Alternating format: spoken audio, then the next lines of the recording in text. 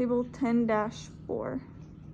So this one, we're gonna go through the blood flow through the head and neck on our little wire model, and then I will take you the cadaver in the next video. But first we have the brachiocephalic artery or trunk coming off of the aorta right here, and that is found on the right side.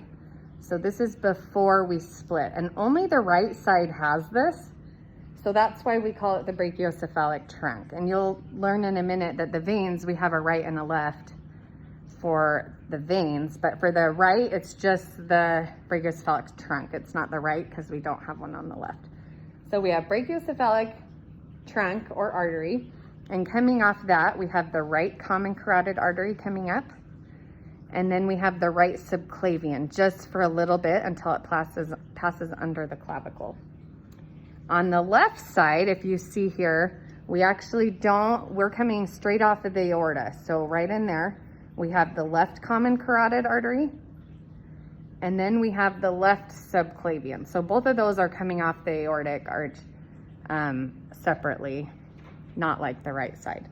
So left common carotid, and then both the common carotids, we only see this on the left side on this wire guide, but the common carotid, it has the name common because it's gonna split. So we go into the internal carotid artery and the external carotid artery. And if you see that right side, it's just cut off so it can show the vein better, but it would do the same thing on the right side as it does on the left side. Then we also have the vertebral arteries.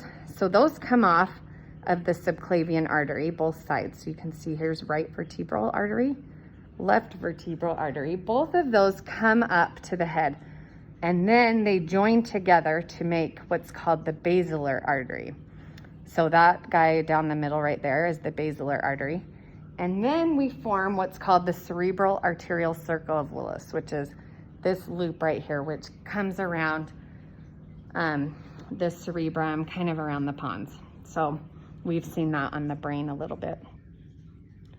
Now we have the venous drainage. So I'm gonna start from the hole where it's bigger, but obviously the venous drainage is coming from the parts and draining back to the heart, but I think it's just easier to start at the hole and branch out. So we're gonna start back here. So here's our superior vena cava. And because I'm not behind this, we're opposite now. So this side is right, this side is left. So this is going to be our right brachiocephalic vein and our left brachiocephalic vein. And then they split off. This first branch coming up is the internal jugular vein.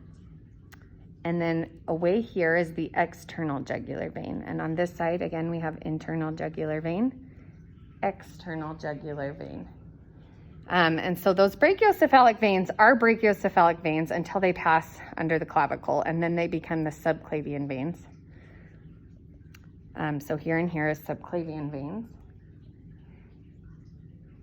And following that up, so we also have vertebral veins, which you can kind of see hiding back here. There's one back here that is running with that other vertebral artery.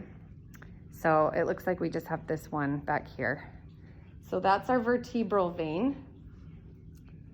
And then those dural venous sinuses, just to refresh your memory, those are all shown really well in activity 7 videos. So go back and look at those. I don't have that on this model, but all that superior sagittal sinus, inferior sagittal sinus, straight sinus, confluence, that's all review from activity 7. So go back and look at that.